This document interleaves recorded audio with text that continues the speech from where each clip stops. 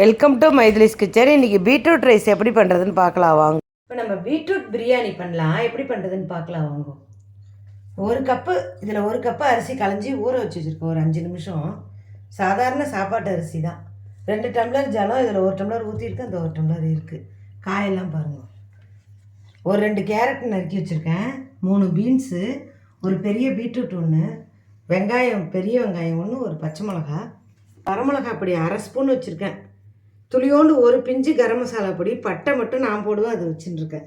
உப்பு தேவையான அளவு. நீங்கள் என்ன பூண்டெல்லாம் வேணாலும் போட்டுக்கலாம், நான் போட்டுக்கல. எப்படி பண்ணுறதுன்னு பார்க்கலாம் வாங்க. குக்கர் வச்சுருக்கேன், நான் எண்ணெய் ஊற்றுறேன்.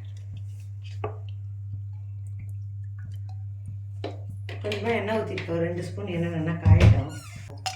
இந்த பட்டை போட்டிருக்கேன், கிராம்பு இதெல்லாமும் போடலாம். ஏலக்காய், கிராம்பு, சோம்பு என்ன வேணாலும் நீங்கள் போட்டுக்கலாம். நான் போடலை, நீங்கள் போட்டுக்கலாம். இதுவே நல்லா ஜவராக இருக்கும். நம்ம இந்த கரம் மசாலா பொடி போடுறோம்ல, அதுலேயே எல்லாம் இருக்கும். நல்லா அதெல்லாம் வேண்டியதில்லை. தக்காளி போட வேண்டாம், பீட்ரூட் இருக்கிறதுனால தக்காளி வேண்டியதில்லை. இதுக்கு இப்போ வெங்காயம் போடுறேன்.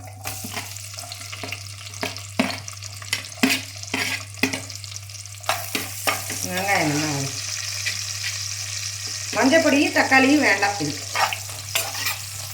பாருங்கள், வெங்காயம் நல்லா வதக்கிடுத்து கேரட்டு இதிலே போடுறேன். எல்லா காய்கறியும் நம்ம போட்டுக்கலாம். உருளைக்கிழங்கு கூட போடலாம், பட்டாணி இருந்தால் போடலாம், எது இருக்கோ அது போடலாம். ஏன்னா ஒரு வதக்கட்டும். தேவையான அளவு உப்பு போட்டிருக்கேன், எல்லாத்துக்கும் சேர்த்தே போட்டேன். நான் நல்லா வதக்கட்டும். வரமிளகா பொடி, இந்த கரம் மசாலா பொடி, இது நல்லா சிம்பிளாக தான் இருக்கும், ஆனால் நல்லா இருக்கும் இது. இப்போ நான் அந்த ஜலத்தை ஊற்றுறேன். இதில் நான் ஊற வச்சுட்டேன். நல்லா தண்ணியை ஊற்றி 1 டம்ளர், 2 டம்ளர், 1க்கு 2 டம்ளர் அது. இது நல்லா தண்ணி கொதிக்கிட்டோம். அப்புறமா நம்ம அந்த அரிசியை போட்டது போடுறத பார்க்கலாம். மூடி வைக்கிறேன்.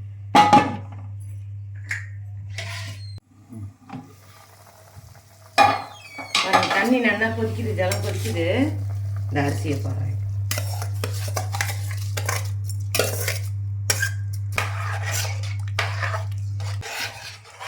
இப்போ உப்பு கரெக்டாக இருக்கான்னு பார்த்துட்டு நம்ம குக்கரை க்ளோஸ் பண்ணிடலாம்.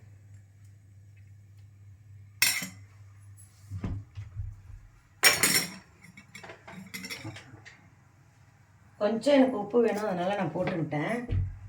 போடலைன்னா நம்ம போட்டுக்கலாம்.